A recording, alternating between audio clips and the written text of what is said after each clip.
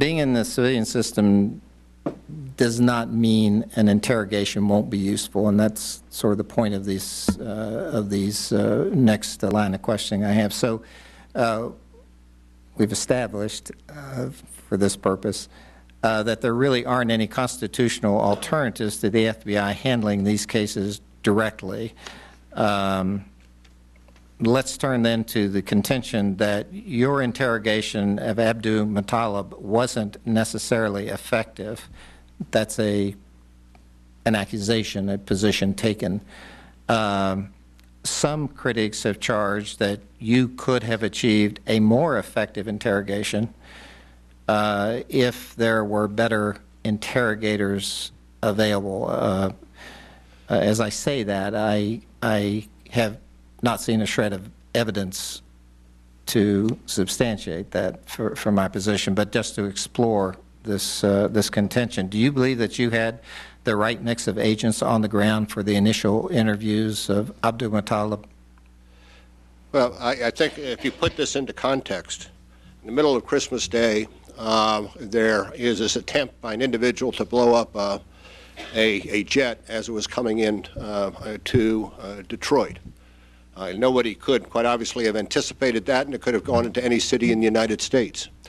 I believe that the special agent in charge there and the agents on the ground did an admirable job in identifying persons available to conduct the initial interview. They chose an agent who had a substantial terrorism experience, who had served overseas in, not certain whether it was Iraq or Afghanistan, and was thoroughly familiar with terrorism issues. And they also both domestically and internationally then? Yes.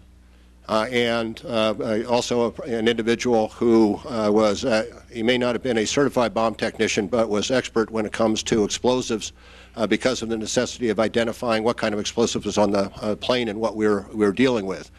And so I believe they did an admirable job in pulling together the right persons to conduct the interviews on that day. Now, down the road... Excuse me, if I just sorry, excuse me. No, you keep that thought, but right there before we get down the road, these individuals who conducted these interrogations, am I accurate in saying that they were members of the FBI's Detroit Joint Terrorism Task Force?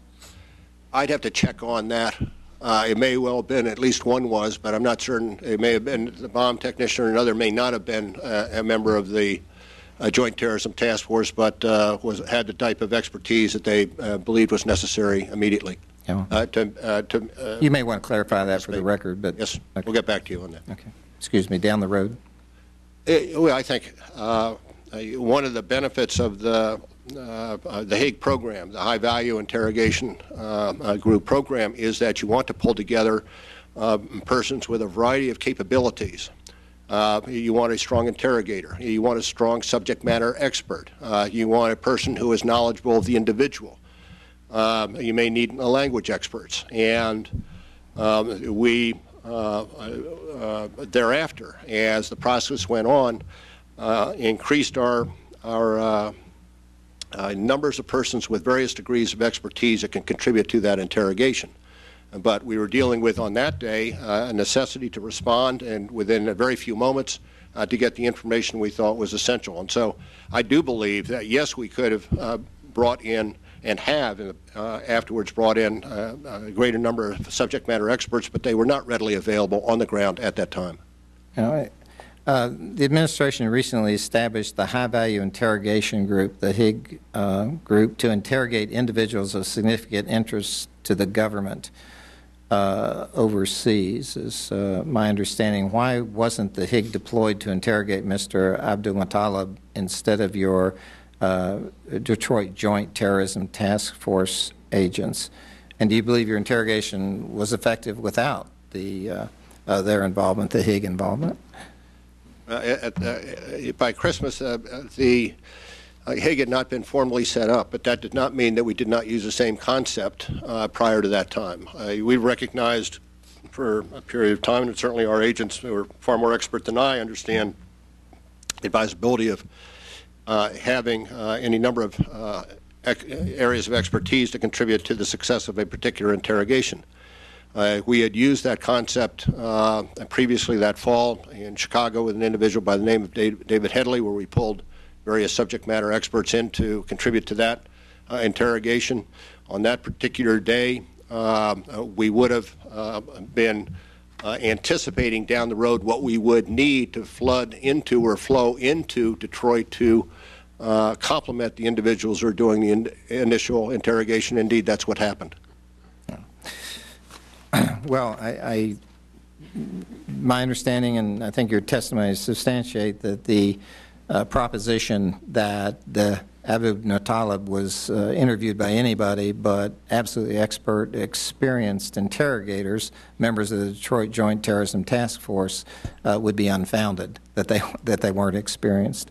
And the Hague, as I understand it, might be available for consultation on domestic, and let me ask you if they would, but primarily they're a deployment group for overseas interrogation. Is that correct? That's correct, but that's correct. But that does not preclude them from being used in the United States, and that expertise has been and will be used in the United States. Yeah. Hey, one point I do want to make, because I have heard some criticism of the fact that interrogated by FBI agents who were in Detroit. The fact of the matter is, our agents are very experienced. As they go through new agents class, one of the key areas that is covered is interrogations. And many of our agents that come in have spent a great deal of time as police officers, and that's what you do day in and day out. I might also add that we've had some major successes, some of them fairly renowned. An individual by the name of George Pirro was selected by the military to do the long interrogation of Saddam Hussein. So I do believe we have the expertise. I do believe that we had the expertise on the ground that day to do a very good job, and that the Hague will only augment what we have been doing for any number of years. Well, at the risk of asking a leading question, I don't suppose you get on the Detroit Joint Terrorism Task Force without being seriously experienced. Generally, yeah, that is the case. We certainly have a lot of experience on that task force.